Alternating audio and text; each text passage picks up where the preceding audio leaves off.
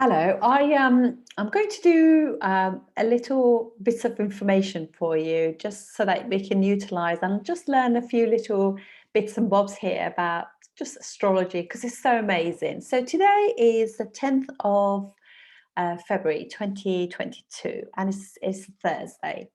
So Thursday is ruled by Jupiter. Oh my God, sorry about my hair. I just been studying so much. So I just wanted to tell you a few more things about Jupiter. So let's share. Oh, hold on a second. I always find it easier if I look at a chart. So, okay, let's get the camera on and we share it with you. I love looking at a chart. I just find it really kind of gets you going. It things become clear when you look. So in the natural zodiac, Jupiter rules Sagittarius and also Pisces, the ninth and the 12th natural house of the zodiac. So it's all about wisdom, knowledge, travel, education, higher education, and far distance lands. So what sort of things can we actually learn from that? First of all, it matures at 16. And it rules tourists, guidance, guru, religion, philosophy, knowledge, teachers, counselors, ethics, moral system, faith, happiness, growth, expansion, spirituality, wisdom. Or you can say fruit. It is a selfish planet. It's a storage house, so it's your database.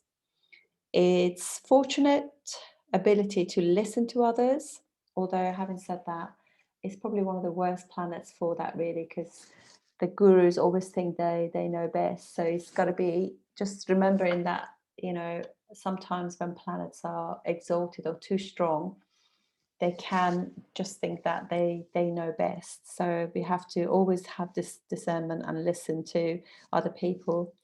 Jupiter does not do the work, uh, and it certainly does not do very well in Mercury signs.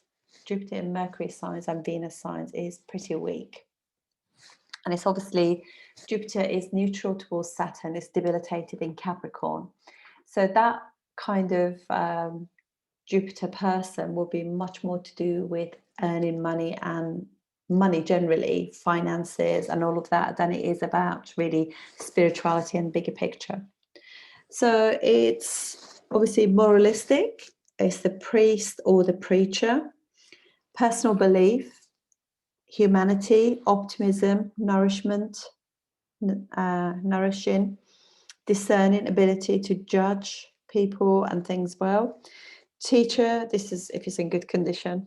Teacher, advisor, and debater, idealistic, compassionate, law-abiding, policymaker, charitable, philanthropist, although I really am getting to really hate that word now, because the more we hear about all so-called philanthropists in the world.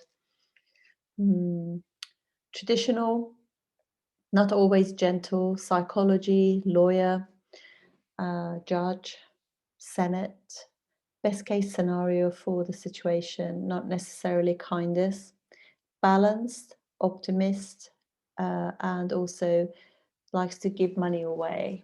And so I think the way, even when people have got a difficult moon in their chart, if Jupiter's strong, then they have this sense of hope and optimism about them, which is lovely.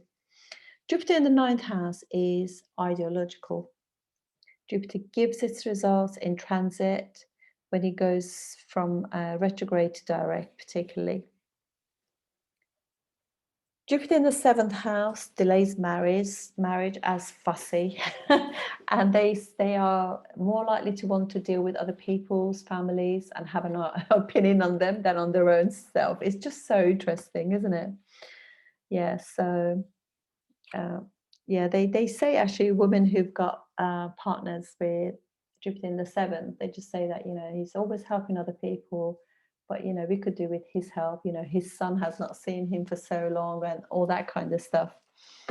Jupiter health issues are to do with ear and stomach and liver as well. If Jupiter is debilitated, remedy is to give back to the society in trees and plants. Where or whichever planet falls in Sagittarius will behave in an eccentric way. And it's really strange because my old teacher, Corey Dowd, used to always say that, often it can give you a downfall, planets in there. But he uses tropical zodiac, not sidereal. So he used Vedic astrology with Western, um, zodiac. So I don't use that. I stick to the traditional one. So it could also mean that in Capricorn, really, planets in Capricorn can give a downfall. So that's quite interesting anyway. So, but if Jupiter is in the ninth, any house in the ninth, eighth from the ninth house is the fourth house. It's exaltation sign. Effects of an exalted is felt in the 16th, 28th, and 40th year. So that's pretty interesting. It's almost like every 12 years, isn't it?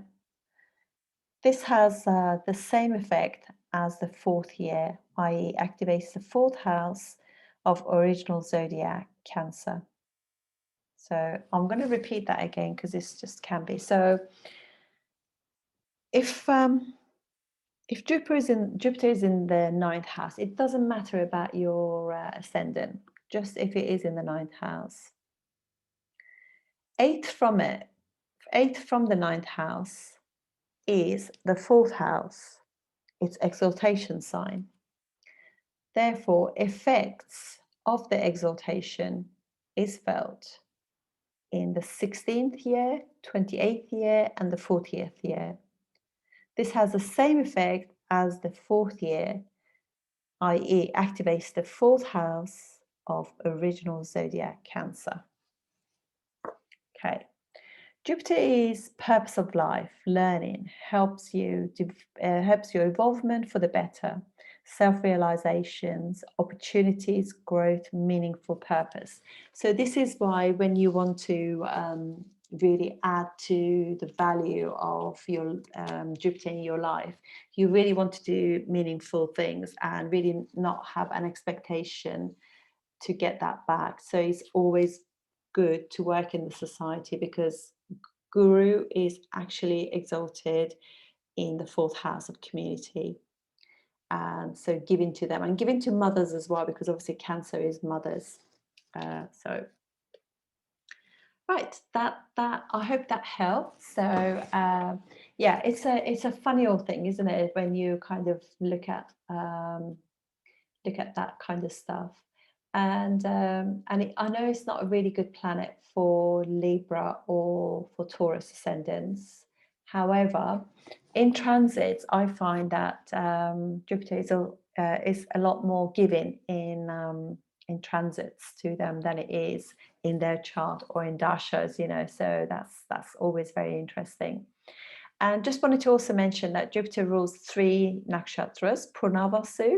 His nakshatras are between 2 signs normally. So they normally got 3 in one sign and 1 pada, because there are 4 padas for each nakshatras, each of them 13 degrees. Each nakshatra is 13 degrees 20 and it's divided into 4. So every pada of the nakshatra is 3 degrees 20. I hope that makes sense. So there are 27 nakshatras and there are 9 planets. Each planet rules 3 nakshatras. So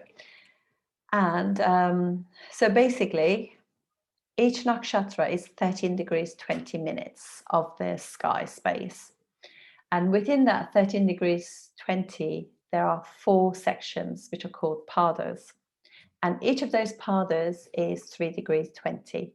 So Purnavasu has got 3 padas in Gemini and 1 pada in Cancer. And then we have the next section it has 3 padas in Libra, and one in Scorpio, and that one is called Vishaka, which is the victory. And Pranavasa is called the return of the light.